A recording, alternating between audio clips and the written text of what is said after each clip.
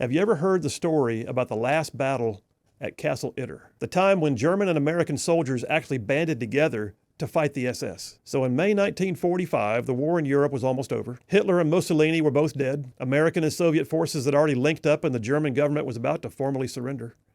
And German soldiers were either trying to give up to the Allies, or in the case of diehards like the SS, they were trying to kill anyone they considered to be a traitor. Well, Castle Itter was a relatively modern fortification built in 1878 at the top of a hill overlooking the village of Itter in the Tyrol region of Austria. It had been a private estate, a hotel. Eventually, it came under Nazi control. And in 1943, Castle Itter was made a part of the Dachau prison network, but this was, unlike the rest of Dachau, this was not a death camp. Castle Itter became a prison for some of the Nazis' most important VIPs.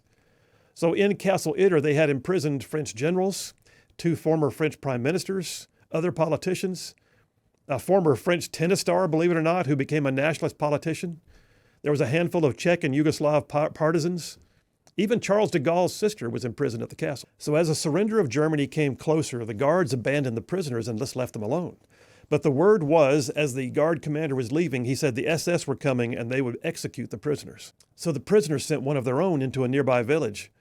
He didn't find any Americans. What he found instead were 24 German regular army soldiers. And those soldiers were already contemplating, how do we surrender to the U.S. that's advancing into our area? Well, the prisoner convinced the German commander, who then realized, oh, Castle Itter, what a great way for me to gain favor with the Americans right before I surrender. So under a flag of truce, the German officer approached 4 American tanks from the U.S. 12th Armored Division, led by a Captain Jack Lee.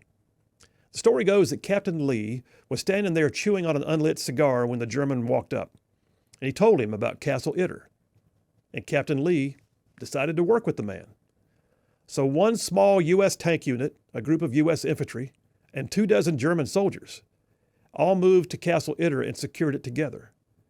2 groups of enemies came together for the rescue of the prisoners, and they were none too soon because right after they got there and began to secure things, over 100 SS soldiers came out of the wood line nearby and marched on the castle, just within hours of them getting up their defenses. And the battle raged, and the German officer was actually killed by an SS sniper. Let that sink in. The Germans were killing their own. The snipers were German, the man they shot was a German. It was all on the line now. Sometimes politics and war make for strange bedfellows. Sometimes the enemy of my enemy winds up being my friend, at least for a time, at least for a purpose.